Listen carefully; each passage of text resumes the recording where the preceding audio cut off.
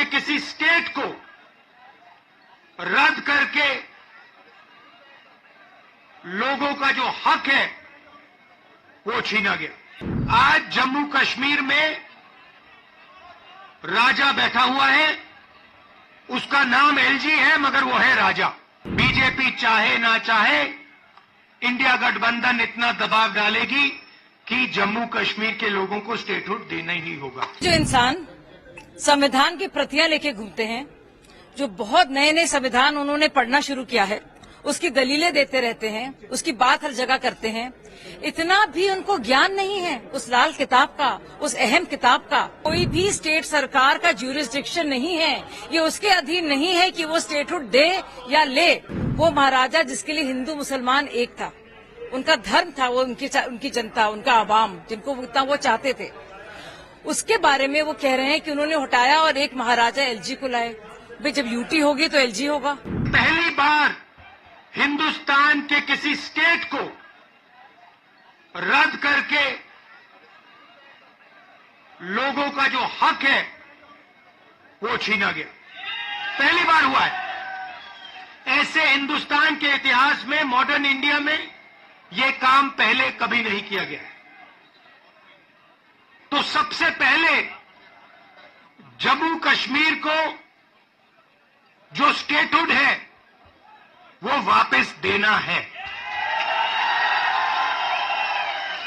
क्योंकि आपका सिर्फ स्टेट नहीं छीना गया, आपके अधिकार, आपका धन, सारा का सारा आपसे छीना जा रहा है। 1947 में हमने राजाओं को हटाकर लोकतांत्रिक सरकार बनाई, हमने देश को कॉन्स्टिट्यूशन दिया। आज जम्मू कश्मीर में राजा बैठा हुआ है, उसका नाम एलजी है मगर वो है राजा।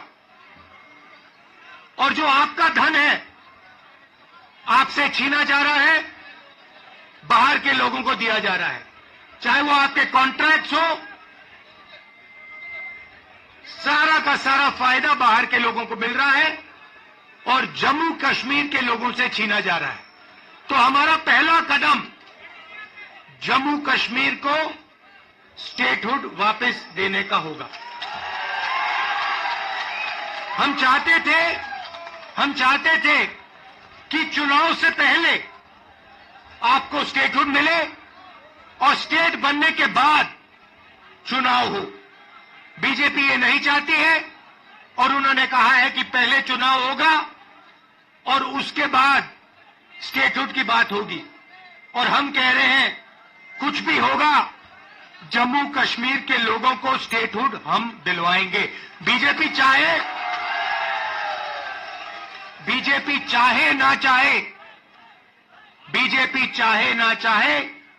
इंडिया गठबंधन इतना दबाव डालेगी कि जम्मू कश्मीर के लोगों को स्टेटहुड देना ही होगा। जो इंसान संविधान की प्रतियां लेके घूमते हैं, जो बहुत नए नए संविधान उन्होंने पढ़ना शुरू किया है, उसकी दलीलें देते रहते हैं, उसकी बात हर जगह करते हैं, इतना भी उनको ज्ञान नहीं है उस लाल किताब का, उस अहम किताब का, वो कॉन्स्टिट्यूशन का, हमारे देश के आईन का, कि उनको ये भी नहीं पता कि कोई भी स्टेट सरकार का ज्यूरिसडिक्शन नहीं है, ये उसके अधीन नहीं है कि वो स्टेटहुड दे या ले।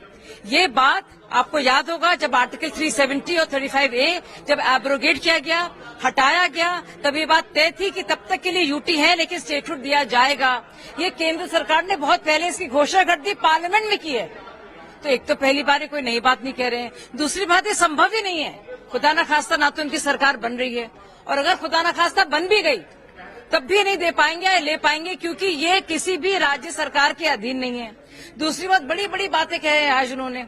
सबसे पहले तो उन्होंने जो राजा हरि सिंह के बारे में जो कहा कि उन्होंने महाराजाओं को हटाया है, किस तरह की बात कर रहे हैं। उस महाराजा जी की वजह से, वो महाराजा जिसके लिए हिंदू मुसलमान एक था, उनका धर्म था, वो उनकी जनता, उनका आवाम, जिनको इतना वो चाहते थे, उसके बारे में वो कह रहे हैं कि उन्होंने हटाया और एक महाराजा एलजी को लाए। भाई जब यूटी होगी तो एलजी होगा, ये तो संविधान का ही हिस्सा है ना। अगर यूनियन टेरिटरी होगी तो उसका मुखिया तो एलजी होगा। ये तो बुनियादी बात है। स्टेट होगा तो उसका गवर्नर होगा। तो किस तरह की ऊल जलूल बात वो करते हैं कि वो अपना मजाक उड़ाते हैं।